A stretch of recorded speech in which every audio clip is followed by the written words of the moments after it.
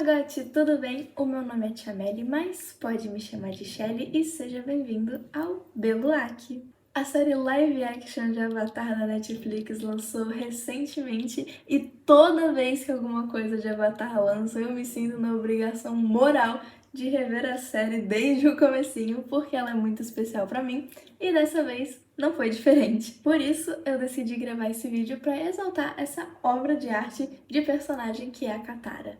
Mas antes, eu decidi dar uma pequena introduçãozinha sobre a série para que vocês possam conhecer um pouco mais sobre. Avatar, a Lenda de Aang, ou originalmente Avatar: The Last Airbender, é uma série de animação produzida pela Nickelodeon, criada pelo Michael e o Brian. Eu vou checar o sobrenome deles rapidinho.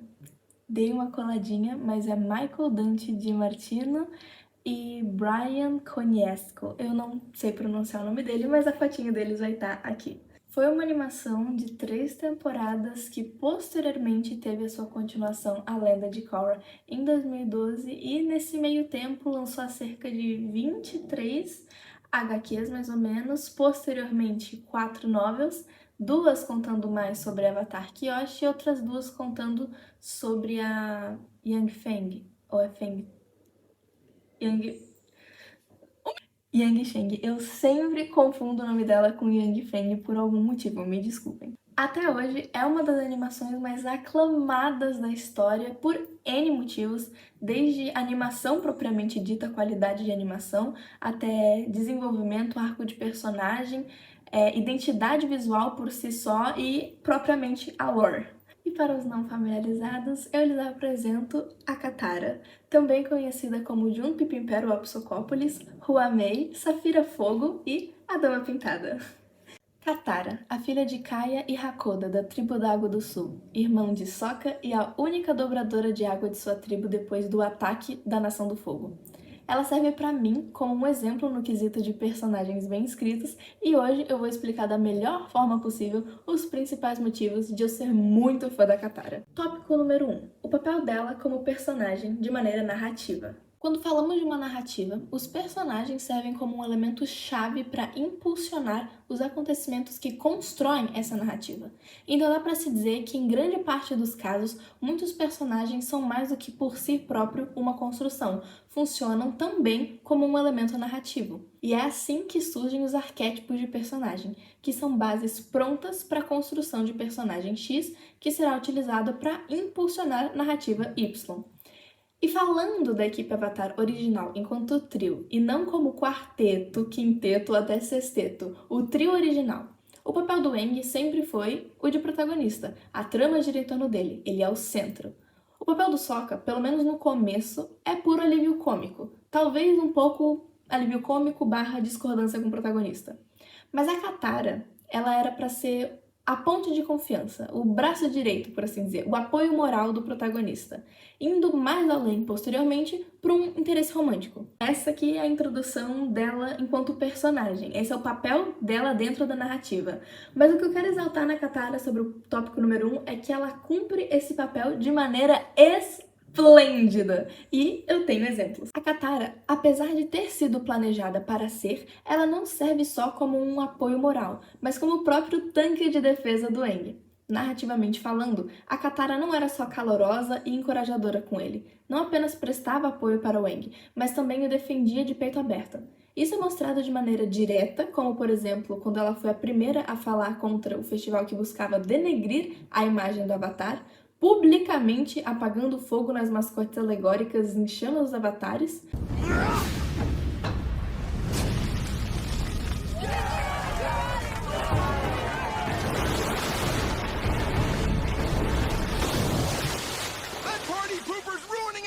Mas também de forma indireta, já que ela é a narradora da introdução da série e desde esse comecinho ela já falava: mas eu acredito que o Aang possa salvar o mundo. Mas eu acredito que o Aang possa salvar o mundo.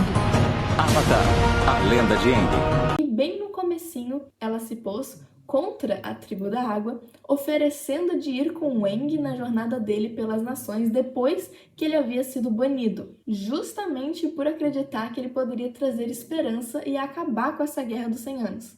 Saia da nossa aldeia, agora! Vovó, por favor, não deixe o Sokka fazer isso. Katara, você sabia que ir naquele navio era proibido? Sokka tem razão. Eu acho melhor o dobrador de ar ir embora. Tá! Então eu também estou expulsa. Anda, Aang, vamos indo. Aonde pensa que vai? A Katara também abdicou da raiva e do orgulho dela como uma dominadora em relação ao mestre Pakku, quando o Aang diz que se ele não ensiná-la, ele não aceitaria ser treinado também, justamente porque ela se importa com o treinamento dele e com o papel dele de Avatar. Estou vendo. Mas a nossa tribo tem costumes, regras. Essas regras são horríveis. Não é justo! Se não ensinar a Katara, então... Então o quê? Então não vou aprender com o senhor! Bom, divirta-se aprendendo sozinho. Eu sei que vai fazer um belo trabalho. Peraí! O Aang não quis dizer isso.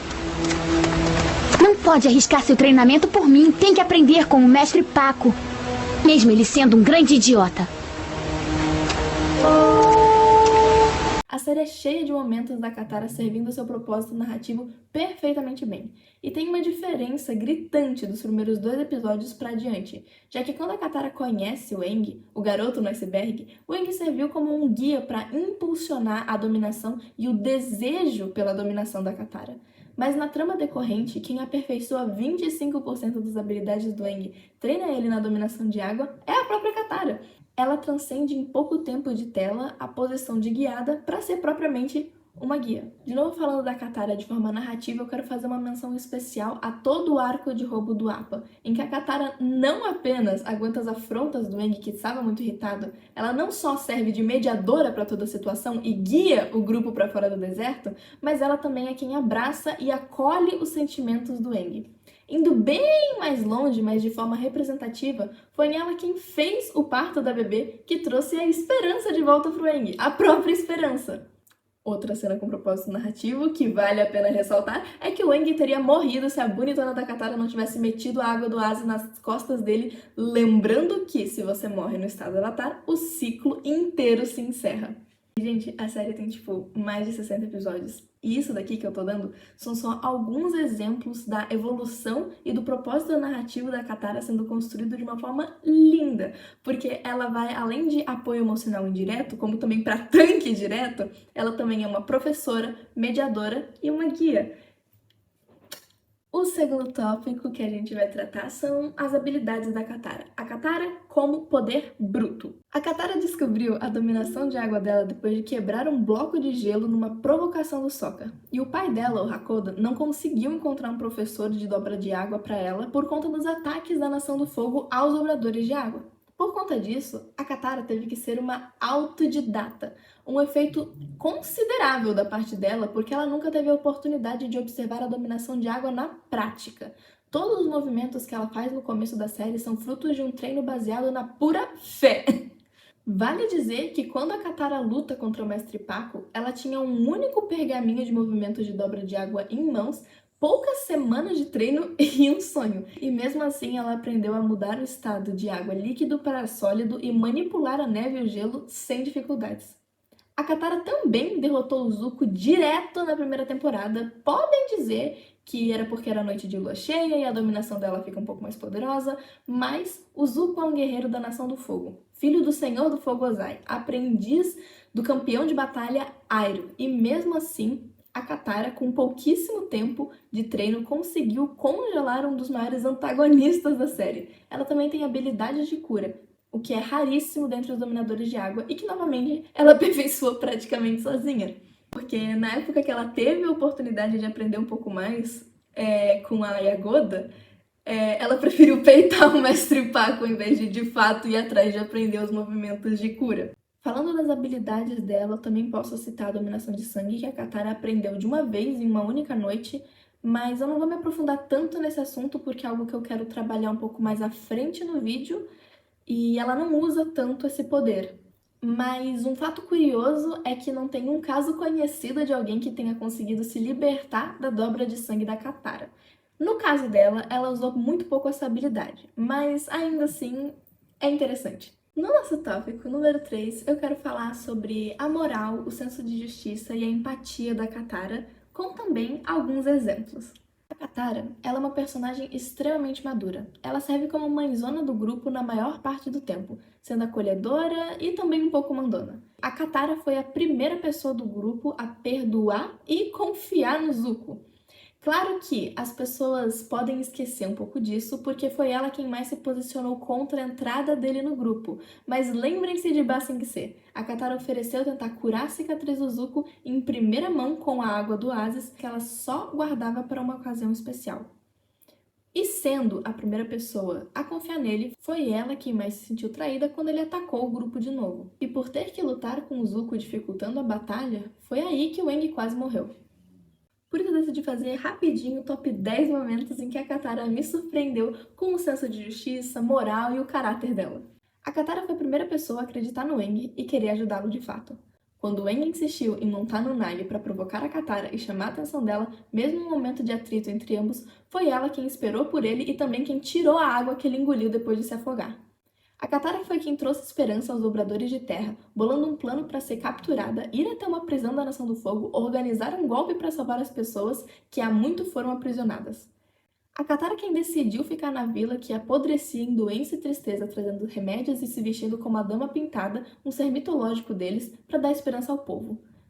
Mesmo estando com a razão sobre os furtos que a Toph dava e entrando numa discussão com ela várias vezes, a Katara quem quis apoiar e incentivar a Toph por uma última vez, não por ser certo, mas por querer demonstrar estar do lado da amiga. E vale a pena dizer e relembrar que ela dominou o suor dela para sair da cela de madeira.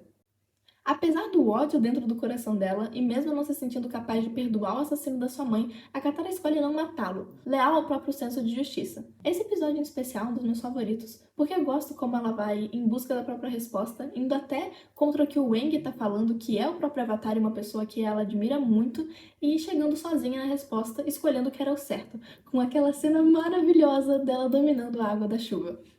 Outro momento especial pra mim é quando a Katarinha acaba perdoando o Zuzu.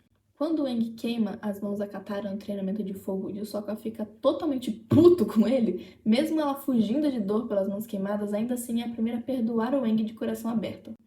Eu já falei dessa cena antes, mas eu quero falar de novo porque quando ela oferece de curar a cicatriz do Zuko e gastar a água sagrada que ela guardava em alguém que até então era seu inimigo por pura empatia ao que ele diz e por reconhecer a humanidade nele. A Katara literalmente peitando um mestre de dominação de água, sozinha e desafiando toda a cultura da tribo da Água do Norte, sem nem permitir o envolvimento do Aang na intriga. Por último, quero citar aqui a dança entre ela e o Aang na Nação do Fogo. Isso não é uma demonstração nem de caráter, nem de moral ou empatia, mas mostra que a Katara é uma grande gostosa, mas nem só de vitórias e cenas maravilhosas que vive um personagem. E é por isso que eu quero entrar no nosso último tópico, o tópico número 4, os erros da Katara. Até agora no vídeo eu citei e exemplifiquei diversas cenas e motivos dos quais a Katara é uma personagem incrível. Empatia, força, destreza e senso de proteção, lealdade e caráter são grande parte das coisas que representam essa personagem maravilhosa. Mas tem uma coisa que faz um personagem ser muito bem escrito também: os defeitos. Por isso eu quero falar aqui dos momentos em que a Katara fez coisas erradas, humanas, e que fazem dela uma personagem ainda mais linda.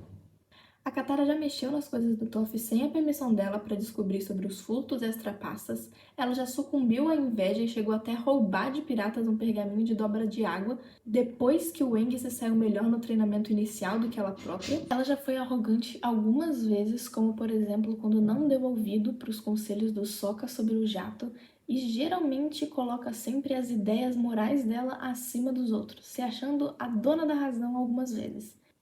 Ela usou da própria dor contra o Sokka, dizendo que ele não amava a mãe como ela amava no meio de uma discussão, ignorando o sentimento dele também, a dor dele sobre o assunto e impondo a própria acima. Muitas atitudes dela ao longo da série, por ela ter um papel de responsável e ser quem mais lidava com muitas das obrigações do grupo, eram mandonas e prepotentes. Mas eu tenho um acréscimo particular a fazer sobre as atitudes negativas da Katara que envolvem a dobra de sangue. A própria Katara negou o aprendizado e a prática da dobra de sangue por ser algo desumano e torturante, mas mesmo dizendo aos outros e a si mesma que não ousaria, ela fez prática dessa técnica contra um guarda da Nação do Fogo sem ter certeza de ele ser o real culpado da morte de sua mãe. E vale a pena dizer que a dobra de sangue é uma forma de tortura. já que ela consiste em dominar o sangue dentro do corpo de outra pessoa contra a vontade dela, o que além de ser fisicamente doloroso e assustador, é muito cruel. Nas conclusões finais, eu gostaria de dizer que eu admiro muito a Katara enquanto personagem.